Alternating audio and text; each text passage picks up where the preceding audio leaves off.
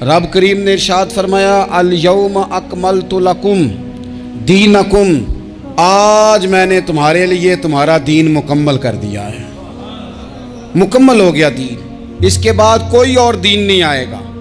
اس آیت نے بتا دیا کہ حضور آخری نبی ہیں، دین مکمل ہو گیا، اب کسی اور پیغمبر کی، رسول کی، دین کی، کتاب کی ضرورت باقی۔ آج میں نے تمہارے لیے تمہارا دین مکمل کر دیا۔ اور کیا خوبصورت لفظ ہیں قرآن پاک میں، فرمایا وَأَتْمَمْتُ عَلَيْكُمْ نِعْمَتِي، اور آج میں نے تم پر اپنی نعمتیں تمام کر دی ہیں، نعمتیں مکمل کر دی۔ وَرَضِيتُ لَكُمُ الْإِسْلَامَ دِينًا، اور اللہ فرماتے ہیں میں نے تمہارے لیے دین اسلام کو پسند کیا ہے، یہ میری رضا ہے، یہ دین اسلام تمہارے لیے پسند کیا ہے۔ کوئی بندہ ساری زندگی مخلوق کی خدمت کرے، ساری زندگی رستوں سے کانٹے اٹھائے، ساری زندگی خیر کا کام کرے، کسی کو تکلیف نہ دے، لیکن اگر مسلمان نہیں نا، اگر کلمہ نہیں نہ پڑھتا، تو اس کی ساری عمر کی خیر بھی کسی کام کی نہیں۔ اس لیے کہ رب فرماتا ہے جڑ دین اسلام ہے، جڑ ہوگی تو پھر شاخیں قبول کی جائیں گی نا، تو اگر جڑ ہی سرے سے نہیں ہے تو خیر کرنے کا معنی۔ کچھ لوگ کفار کی، مشرکین کی تعریف کرتے ہیں کہ جناب بلے بلے اتنے ویلفیئر کام ہو رہے ہیں، تو یاد رکھو سب سے ضروری جڑ ہے۔ قرآن پاک میں رب تعالیٰ نے منافقین، مشرکین اور کفار کے اعمال کی بنیاد اس طرح کی بتائی ہے کہ جس طرح پتھر پر تھوڑی گرد پڑ جائے، ذرا ہوا کا جھونکا ہے یا بارش آئے تو پتھر صاف کا صاف ہو جاتا ہے۔ ان کے اعمال اس طرح کے ہیں۔ اس خیر کا کیا مطلب کہ جس خیر میں ایمان ہی شامل نہیں؟ جب تک بندہ مومن نہ ہو اس کا کوئی عمل بھی اللہ کی بارگاہ میں قابل قبول نہیں ہوتا۔ یہ آیت نازل ہو گئی، فرمایا دین مکمل ہو گیا۔ او میرے بھائیو، خدا را سوچو، کوئی شے مکمل نہیں دنیا میں، کوئی شے بھی۔ کروڑوں کا مکان بنا لو پھر بھی کوئی نہ کوئی نقص نکل ہی آتا ہے۔ کوئی دنیا میں شے مکمل ہے ہی نہیں۔ اگر کوئی شے مکمل ہے تو وہ مدینے والے رسول کا دین مکمل ہے۔ مکمل، جب ہم کہتے ہیں نا مکمل دین، تو لوگ سمجھتے ہیں تو شاید سادی سی بات ہے۔ یہ وہ والی بات ہے جو دنیا میں کہیں نہیں پائی جاتی۔ جب یہ آیت نازل ہوئی تھی نا، تو بخاری میں موجود ہے، ایک بہت بڑا یہودیوں کا عالم حضرت عمر فاروق رضی اللہ تعالیٰ عنہ سے کہنے لگا یہ جو تم پر آیت نازل ہوئی ہے نا کہ دین مکمل ہو گیا، یہ اگر ہم پر نازل ہوتی نا تو جس دن یہ آیت نازل ہوئی ہوتی ہم نے ہر سال اسی دن کو عید بنا لینا تھا کہ دین مکمل ہو گیا۔ الیوم اکملت لکم دینکم، دین مکمل ہو گیا، ہم تو عید بنا لیتے۔ تو حضرت عمر کہنے لگے ہم پر بھی بڑا فضل ہے، جس دن آیت نازل ہوئی تھی عرفہ کا دن بھی تھا اور جمعے کا دن بھی تھا، ایک نہیں دو عیدیں تھیں مسلمانوں کی، دو عیدیں تھیں مسلمانوں کی، دو۔ عزیز بھائی، دین مکمل اللہ نے دیا۔ اور حضرت عبداللہ ابن عباس رضی اللہ تعالیٰ عنہ نے تو ایک مقام پہ اس کا ذکر بھی کر دیا۔ جب ان سے کسی یہودی نے کہا نا یہ آیت ہمیں ملتی تو ہم عید مناتے، تو فرمایا تم ایک مناتے نا، ہماری دو تھیں اس دن۔ جمعہ بھی تو مسلمانوں کی عید کا دن ہے نا۔ بہت سارے لوگ ہیں بیچارے جو کہتے ہیں اسلام میں عیدیں صرف دو ہیں، اور وہ بھی صرف پریشانی انہیں عید میلاد النبی والے دن ہوتی ہے، اس کی آگے پیچھے نہیں ہوتی۔ حالانکہ نبی پاک علیہ السلام نے کہا ہر جمعہ بھی عید ہے، خود حضور نے فرمایا، لیکن وہ اڑ جاتے ہیں کہ نہیں عیدیں صرف دو ہی ہیں۔ بھائی آپ یہ کہہ سکتے ہیں کہ اسلام کی معروف عیدیں دو ہیں، اپنے معنی اور مفہوم کے لحاظ سے جس کو یوم عید کہا جائے وہ عیدیں دو ہیں۔ تو نبی پاک صلی اللہ تعالیٰ علیہ وسلم نے میدان عرفات میں خطبہ دیا۔ یہ جو واعظ و نصیحت ہے نا، خطبہ، تقریر، یہ دنیا کر رہی ہے، کرتی رہے گی، کرتی چلی آئے گی، اور اس کو میرے نبی پاک علیہ السلام نے پسند فرمایا۔ خیر کی بات کرنے والے کو حضور نے دعا دی۔ محبوب فرمانے لگے اللہ جو میری حدیثیں یاد کر کے آگے پہنچائے اس کے چہرے کو تر و تازہ رکھنا۔ یہ ابلاغ دین بہت بڑی بات ہے اگر کوئی خلوص نیت سے کرے۔ لیکن کائنات ارضی میں وہ جو حضور کا خطبہ حجۃ الوداع ہے، وہ دستور ہے، وہ منشور ہے۔ انسانی حقوق پر اس سے بڑا چارٹر نہ پہلے کبھی تھا نہ قیامت تک دوبارہ بن سکتا ہے۔ اس کو خطبہ حجۃ الوداع کیوں کہتے ہیں؟ ایک تو مطلب یہ کہ حضور نے یہی آخری آج کیا، اور دوسری بات یہ تھی کہ اس خطبے کے تھوڑے ہی عرصے بعد میرے نبی پاک نے وصال ظاہری فرمایا، اور اس خطبے کو رسول پاک صلی اللہ تعالیٰ علیہ وسلم نے شروع کہاں سے فرمایا؟ یہ خطبہ دیکھیں شروع کہاں سے ہو رہا ہے۔ انسان دنیا میں ملتا بھی ہے، جدا بھی ہوتا ہے، یہ جو جدائی کا وقت ہوتا ہے نا، جدائی کا، شاید بڑی سوچ سمجھ کے کہا تھا حضرت میاں صاحب نے، بڑی غور کر کے انہوں نے کہا تھا کہ دریا کنڈے روخ نہ لائیے، جو آوے روڑ جاوے۔ آپ میدان میں درخت لگاتے ہیں تو کبھی پھل گرتا ہے تو زمین پہ گرتا ہے، اٹھا لیتے ہیں۔ اگر دریا کے کنارے ہو تو وہ تو دریا میں گرے گا اور روڑ جائے گا، چلا گیا، بہہ گیا۔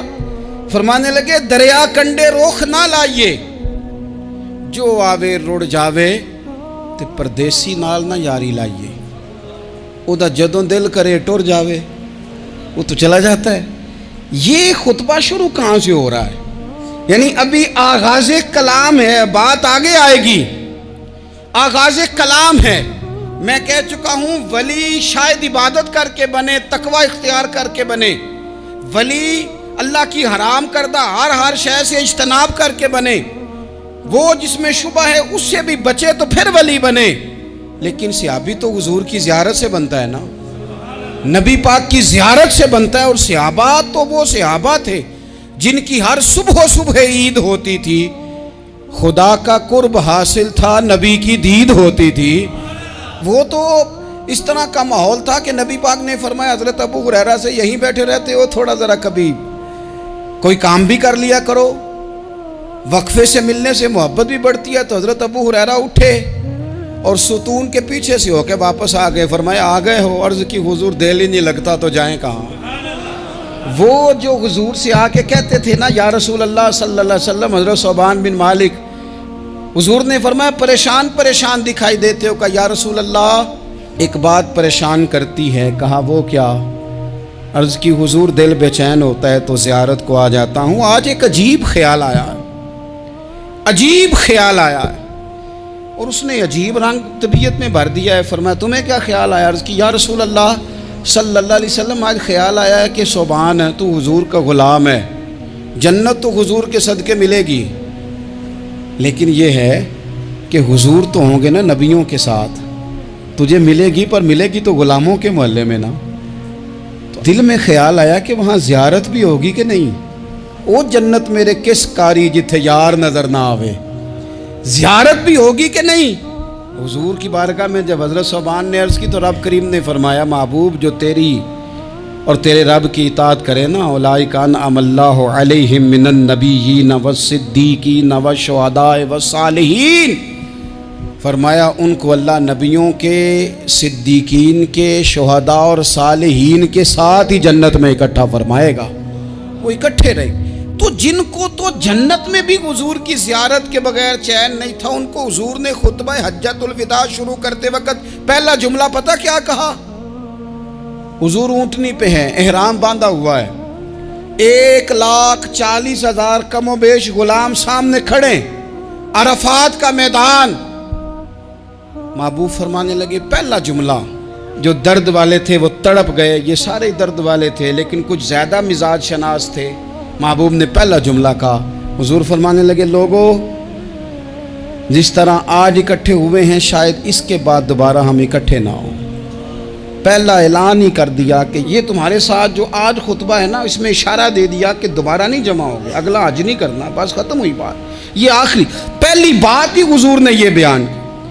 اب وہ اتنے دل نرم ہو گئے حضور کی بات سن کے، آنکھوں میں آنسو اس طرح آ گئے، طبیعت کا ملان اتنا بڑھ گیا کہ ہر ایک کا دل کشکول بن گیا، ہر طرف سے آہیں اور سسکیاں ہیں کہ حضور کے وہ جملے یوں صحابہ لے رہے تھے جب آپ سے کوئی کہہ دے کہ بھائی یہ وقت بس آخری ملاقات کا ہے، تو پھر انہوں نے وہ تو حضور کی ہر بات ہی توجہ سے سنتے تھے، پر یہاں جو انداز بن گیا وہ انوکھا بن گیا۔ فرمایا شاید دوبارہ ملاقات نہ ہو۔ پھر میرے کریم محبوب صلی اللہ تعالیٰ علیہ وسلم نے فرمایا جس طرح تمہارے لیے یہ شہر حرمت والا ہے، مکہ حرمت والا ہے نا، ایک نیکی کرو تو مکے میں 1,00,000 کا ثواب، حرم مکہ میں ایک گناہ کرو تو وہ بھی 1 लाख लिखा जाता है, हुर्मत वाला है, बड़ी इज्जत वाला है। फरमाया जिस तरह ये घर इज्जत वाला है काबा, जिस तरह ये शहर इज्जत वाला है, फरमाया जिस तरह आज का दिन हुर्मत वाला है।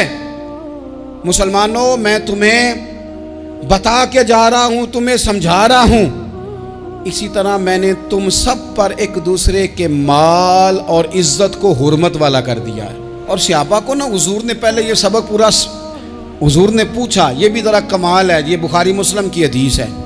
हुजूर ने सहाबा से पूछा, 9 ज़िलहज है, जुमे का दिन है, ज़िलहज का महीना है, सबको पता है, लेकिन ना आप जुमा पढ़ने हैं तो मैं आपसे कहूँ कि आज आप कौन सा दिन है, तो आप कहेंगे जनाब जुमा है, अजीब आदमी है, जुमा पढ़ा रहे हो। लेकिन जो सहाबा का अंदाज है वो और है। हुजूर ने पूछा, आज ये कौन सा महीना है? ये अदब है, ये मकाम है, ये वो मकाम है जहाँ बहुत सारे सिर्फ अकल वाले बंदे जो होते हैं ना, वो बेचारे गिरते पड़ते हैं, कहते हैं जी बात आती हो तो बतानी चाहिए, ये क्या बात हुई जी, बंदा बोले ही ना, ये क्या लेकिन कुछ लोग ऐसे हैं जिनका धारा अदब कुछ और होता है, उन्हें ढेरों बातें भी आती हों तो हर जगह बात करने की नहीं होती, सब जगह कहानियां सुनाने की नहीं होती। हुजूर ने फरमाया कौन सा महीना है? कुर्बान जाए। भैया को जुबान होके कहने लगे वल्लाहु व रसूलहु आलम, अल्लाह जाने अल्लाह का रसूल जाने। सानू ते कैद सज्जन दा गहना है, ओ जिंज रखे असा उंज रहना है, हमें क्या पता। पूछा किसी ने, लिखा है सूफिया ने, किसी ने पूछा, ओए तुम्हें पता नहीं, कहने लगे चुप कर, हमें क्या पता कौन सा महीना है। तो हुजूर ने फरमाया आज तारीख कौन सी है? भाई साहब को पता था ना 9 ज़िलहज को ही आज होता है, कौन सी तारीख है? कहा वल्लाहु व रसूलहु आलम, अल्लाह जाने अल्लाह का रसूल जाने। कुर्बान जाए। हुजूर ने पूछा दिन कौन सा है? सबको पता है जुम्मा है, कहने लगे वल्लाहु व रसूलहु आलम, अल्लाह जाने और अल्लाह का। वो सहाबा बता क्यों नहीं रहे? तो अहले मोहब्बत कहते हैं सहाबा का जवाब ये था, हमें कोई महीनों से गरज है, हमें कोई दिन से गरज है, हमें कोई तारीख से गरज है।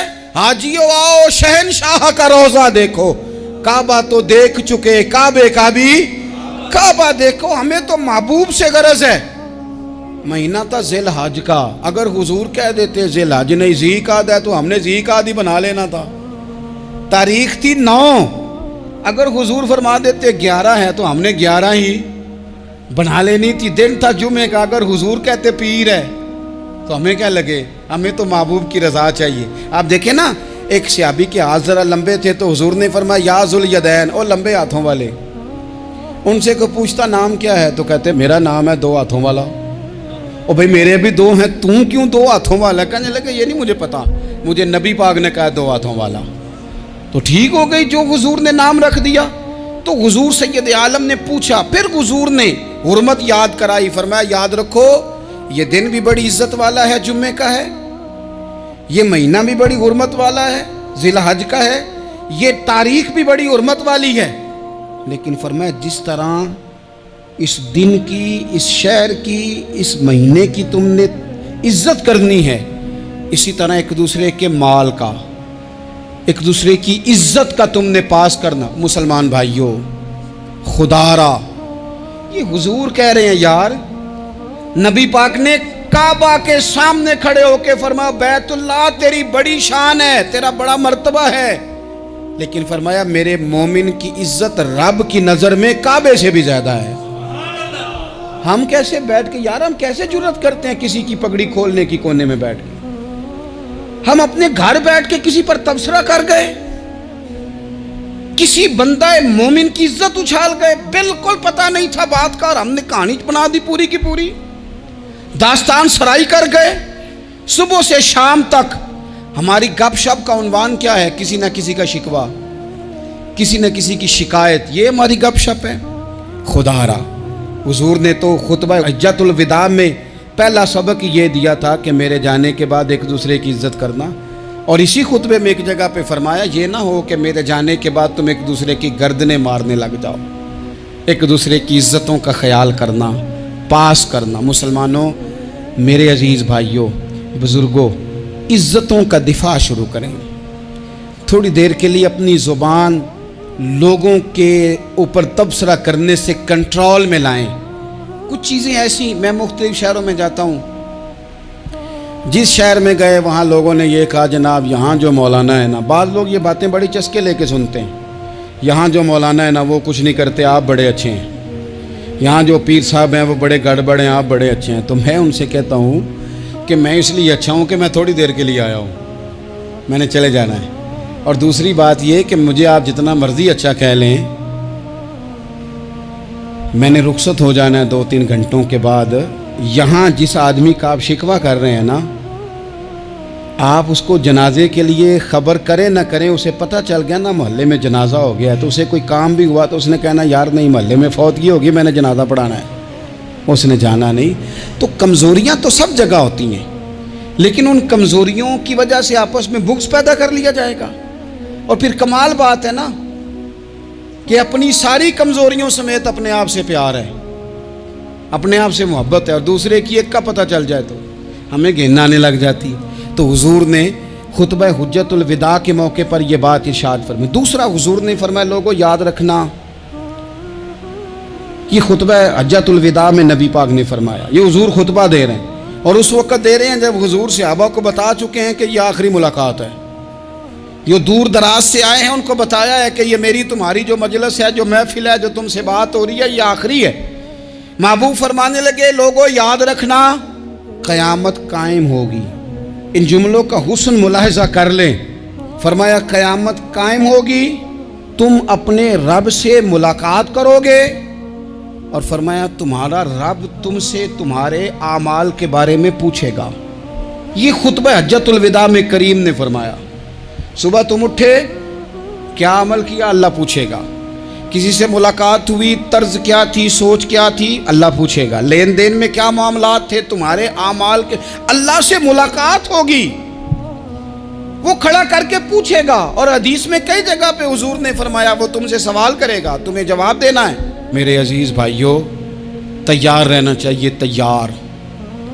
ہم نا منت کرتے ہیں آخری دن ہونا، تنخواہ دار لوگ کہتے ہیں یار یہ آخری ایام چل رہے ہیں، کوئی خرچہ نہ بتاؤ، اس لیے کہ حساب کے متھے لگنا ہے۔ آخری دنوں میں، بجٹ کے دنوں میں لوگ پریشان ہوتے ہیں کہ حساب دینا ہے۔ جب رب سے ملاقات کریں گے اور وہ حساب مانگے گا، کتنا مشکل کام ہے۔ اور ایک مقام پہ حضور نے فرمایا جس سے اللہ نے حساب مانگا وہ تو الجھ گیا، دعا کرو وہ حساب مانگے ہی نہ، بے حساب ہی بخشش فرما دے۔ نبی پاک صلی اللہ تعالیٰ علیہ وآلہ وسلم نے ارشاد فرمایا اسی خطبہ حجت الوداع میں، حضور فرمانے لگے سن لو، میں نے تم تک اللہ تعالیٰ کا پیغام پہنچا دیا ہے۔ اب جس شخص کے پاس امانت رکھی ہو اس پر لازم ہے کہ وہ امانت اس تک پہنچا دے جو اس کا مالک ہے۔ ہم بہت سارے لوگ ایسے ہوتے ہیں ہمارے پاس امانتیں ہوتی ہیں، کچھ بھی نہ ہو تو کچھ لوگوں کے راز کی امانت ہوتی ہے، کچھ بھی نہ ہو تو کچھ لوگوں کی باتیں ہم تک پہنچ جاتی ہیں، وہ راز ہوتا ہے، وہ امانت ہوتی ہے۔ مجلس کی گفتگو بھی امانت ہے، لیکن ہم امانتوں کا خیال نہیں کرتے، خیانت ہو جاتی ہے۔ بہت محتاط ہو کر اپنی زندگی میں امانتوں کا خیال کیا جائے۔ یا ایھا الذین آمنوا لا تخونوا اللہ والرسول وتخونوا اماناتکم وانتم تعلمون۔ اللہ فرماتے ہیں ایمان والو، نہ رب سے خیانت کرنا، نہ رب کے رسول سے خیانت کرنا، نہ آپس میں ایک دوسرے سے خیانت کرنا، جانتے بوجھتے ہوئے یہ کام نہ کرنا۔ وانتم تعلمون، جانتے ہو، تمہیں پتہ ہے۔ کبھی بھی بددیانتی کا مظاہرہ نہ کریں اپنی زندگی میں، کبھی بھی۔ اور یہ بھی یاد رکھ لیں، بچوں کو کیا پتا کہ ہمارا ابا حلال لا رہا ہے کہ حرام لا رہا ہے، آپ لا رہے ہیں نا، تو وہ تو بیچارے بھولے پن میں کھا رہے ہیں، تو حساب آپ نے دینا ہے۔ جنہ لی تو پاپ کمائے ہن کتھے نہیں ہو تیرے کر دے، بلا نا۔ تو بچوں کا تو یہ معاملہ ہے بھائی، اللہ ماشاءاللہ کہ وہ وقت پہ ہی شادی کے 10-15 دن کے بعد ہی ان کو پیغام مل جاتا ہے کہ اگر ہمارا علیحدہ گھر ہو تو میں مرضی سے سجاؤں، تو میں مرضی سے سنواروں، تو میرا کوئی مطلب اپنا سلسلہ ہو، تو بڑے ٹائم پہ ساری باتیں شروع ہو جاتی ہیں، وہ تو معاملہ ہی بالکل اور ہے۔ تو بالکل کسی بھی امانت میں کبھی بھی خیانت کرنے کی کوشش نہ کریں، اور یاد رکھیں مال حرام جہاں آتا ہے وہاں بڑی تباہی آتی ہے، جہاں لوگ بددیانت ہو جاتے ہیں وہاں معاملات بڑے خراب ہو جاتے ہیں۔ اللہ تبارک و تعالیٰ دیانتداری کی توفیق عطا فرمائے۔ حضور نے خطبہ حجت الوداع کے موقع پر فرمایا میں نے آج جاہلیت کے سارے سود ختم کر دیے۔ نبی پاک میدان عرفات میں کھڑے ہو کے فرمانے لگے جس بندے نے بھی کسی سے پیسے لیے ہیں وہ اصل رقم دے گا، زائد نہیں دے گا۔ حضور کے بڑے قریبی تھے ایک، فرمایا انہوں نے بھی کچھ لوگوں سے پیسے لیے ہوئے، چونکہ وہ سب لوگ کرتے تھے، حرام ہی نہیں تھا۔ فرمایا میں ان کو بھی حکم دیتا ہوں کہ یہ اصل رقم وصول کریں گے، کسی سے ایک پائی بھی زیادہ وصول نہ کریں گے۔ نبی پاک صلی اللہ تعالیٰ علیہ وسلم نے خطبہ حجۃ الوداع میں ایک باریک بات حضور نے بھی، یہ آپ نے ضرور سمجھنی ہے، بالخصوص جو لوگ تھوڑا دین پر عمل کر رہے ہیں، جن کا لبادہ مذہبی ہو گیا، جنہیں لوگ حضرت صاحب، قاری صاحب، علامہ صاحب، مفتی صاحب، حاجی صاحب، بزرگوں کہہ کے بلاتے ہیں، وہ اس پر توجہ کریں۔ میرے نبی پاک صلی اللہ علیہ وسلم نے خطبہ حجۃ الوداع کے موقع پہ ارشاد فرمایا، لوگو شیطان اب مایوس ہو گیا ہے، وہ تم سے بتوں کی پوجا نہیں کرا سکے گا، ہاں وہ تمہیں چھوٹے چھوٹے گناہوں میں مبتلا کرے گا، وہ تم سے چھوٹے چھوٹے عیب کرائے گا، تم سمجھو گے یہ تو غلطی کوئی نہیں، فرمایا اس سے بچ کے رہنا۔ اب وہ مایوس ہو گیا، بتوں کی پوجا نہیں کرا سکتا، تمہیں اپنی پوجا نہیں کرا سکتا، لیکن چھوٹی چھوٹی غلطیاں، ایک مقام پہ فرمایا نا، چھوٹا گناہ ہونا تو مومن اسے پہاڑ سمجھتا ہے، اتنا بڑا ہو گیا، اور منافق کہتا ہے یہ تو کچھ بھی نہیں۔ تو اپنی زندگی کے اندر چھوٹی چھوٹی کوتاہیاں، حضرت سعدی فرمایا کرتے تھے سیلاب اچانک نہیں آتے، پہلے چھوٹا سا سوراخ ہوتا ہے دریا کے کنارے میں، اسے بند نہ کیا جائے پھر بڑا ہو جاتا ہے، پھر وہ ٹائم آتا ہے کہ بند ٹوٹ جاتا ہے، بستیاں ڈوب جاتی ہیں۔ پہلے چھوٹا گناہ انسان کرتا ہے، چھوٹا، پھر اس سے آگے بڑھتا جاتا ہے اور بڑی بڑی غلطیاں ہوتی ہیں۔ اللہ تبارک و تعالی ہمیں رائی کے دانے کے برابر بھی غلطی کرنے سے محفوظ فرمائے۔ نبی پاک صلی اللہ تعالیٰ علیہ وسلم نے اسی موقع پر ارشاد فرمایا، لوگو اللہ سے ڈرتے رہنا، اور میں تمہیں عورتوں کے ساتھ بھلائی کی وصیت کرتا ہوں۔ فرمایا رب نے تمہیں اختیار دیا ہے، عورتیں تمہارے سپرد کی ہیں، ان سے اچھا سلوک کرنا۔ فرمایا اگر کبھی کوئی ان پر تمہیں سختی کرنی بھی پڑے تو اتنی کرنا جتنی ان کی غلطی ہو، ان سے درگزر کرنا، ان سے پیار کرنا۔ اسلام نے خاتون کو باقاعدہ حقوق دیے، باقاعدہ۔ صحیح بخاری میں حدیث ہے، یہ جو نوجوان ہیں، مطالعہ کرنے والے، پڑھنے سننے سمجھنے والے، یاد رکھا کریں ان چیزوں کو۔ حضرت بریرہ رضی اللہ تعالیٰ عنہ حضرت عائشہ صدیقہ کی کنیزہ ہیں، حضرت مغیث رضی اللہ تعالیٰ عنہ ایک صحابی ہیں، ان کی وہ اہلیہ ہیں، وہ اپنے خامد سے علیحدگی چاہتی تھی، ان کے خامد بڑی محبت کرتے تھے، علیحدہ ہونا نہیں چاہتے تھے، خاتون رہنا نہیں چاہتی تھی۔ انہوں نے بڑی سفارشیں کرائیں کہ میرا خامد، میری بیوی مجھ سے صلح کر لے، حالانکہ وہ خاتون کنیز ہیں، خادمہ ہیں، کوئی بڑے قبیلے سے بظاہر تعلق نہیں۔ بالآخر انہوں نے گزارش کی، سیدہ عائشہ صدیقہ رضی اللہ تعالیٰ عنہ سے کہا، کچھ اور ذرائع اختیار کیے۔ حضرت مغیث نے رضی اللہ تعالیٰ عنہ، ان کے شوہر نے، کہ نبی پاک علیہ السلام کی خدمت میں عرض کریں، حضور میری سفارش کریں کہ یہ مجھ سے صلح کر لیں۔ تو نبی پاک علیہ السلام نے حضرت بریرہ رضی اللہ تعالیٰ عنہ جو کنیزہ ہیں، خادمہ ہیں، ان کو بلا کے کہا تمہارا خامد صلح کرنا چاہتا ہے۔ یہاں برادری کا بڑا کے کہتا ہے، پتر وہ میری بھی نہیں تو گال رکھنی، وہ میرے ککھاں دا بھی نہیں تو، وہ کیا کہہ رہے ہیں آپ؟ اللہ نے اسے حق دیا ہے، اور جسے حق اللہ دے، اس کا رسول دے، اس سے کون ہوتا ہے کوئی حق چھیننے والا؟ نبی پاک صلی اللہ علیہ وسلم نے حضرت بریرہ سے کہا تمہارا خامد صلح کرنا چاہتا ہے اور وہ روتا ہے تمہارے لیے، اور اس نے بڑی سفارشیں کی ہیں، تم اس سے صلح کر لو۔ حضرت بریرہ رضی اللہ تعالیٰ عنہ عرض کرنے لگی، یا رسول اللہ صلی اللہ علیہ وسلم آپ جو حکم کریں میں حاضر ہوں، ایک بات پوچھ سکتی ہوں؟ ایک گزارش کر لوں؟ ایک صرف حضور میرا بولیا چولیا معاف کری، ایک بات کر لوں؟ تو کہا کرو۔ عرض کی یا رسول اللہ یہ آپ کا حکم ہے یا مشورہ ہے؟ یہ محبوب کی بات ہے، محبوب کی۔ کوئی بزرگ کیوں جبر کرتا ہے کسی پہ؟ کوئی حضرت شیخ کیوں کہتے ہیں زبردستی عورت کو کہ تو جا؟ نبی پاک صلی اللہ علیہ وسلم نے فرمایا صلح کر لے۔ یا رسول اللہ ایک بات عرض کروں؟ کرو۔ حضور حکم ہے کہ مشورہ ہے؟ تو نبی پاک نے فرمایا نہیں، مشورہ ہے۔ تم عاقلہ ہو، بالغہ ہو، اسلام تمہیں با اختیار کرتا ہے، چاہو تو رہو، چاہو تو خلا لے لو۔ عرض کرنے لگی حضور اگر مشورہ ہے تو پھر میں مغیث سے صلح نہیں کرنا چاہتی۔ میرے محبوب نے فرمایا تو جس حال میں راضی ہے میں بھی راضی ہوں۔ ٹھیک ہو گئی بات، ختم ہو گئی۔ حضور نے کوئی زور نہیں، اتنے اسلام حقوق دیتا ہے عورت کو، کسی کو اجازت نہیں کہ وہ جبر کرے، وہ ظلم کرے۔ میں آ گیا ہوں صلح نہیں کرنی، بے تو کیوں آیا ہے؟ تو نے وقت گزارنا ہے، جانے وہ خاوند کس طرح کا ہو۔ تو نبی پاک صلی اللہ علیہ وسلم نے خطبہ حجۃ الوداع کے موقع پر فرمایا عورتوں کے ساتھ اچھا سلوک کرنا۔ اللہ تبارک و تعالی جو حج پڑھا جا رہا ہے اس کے صدقے پوری امت پر اپنا فضل فرمائے۔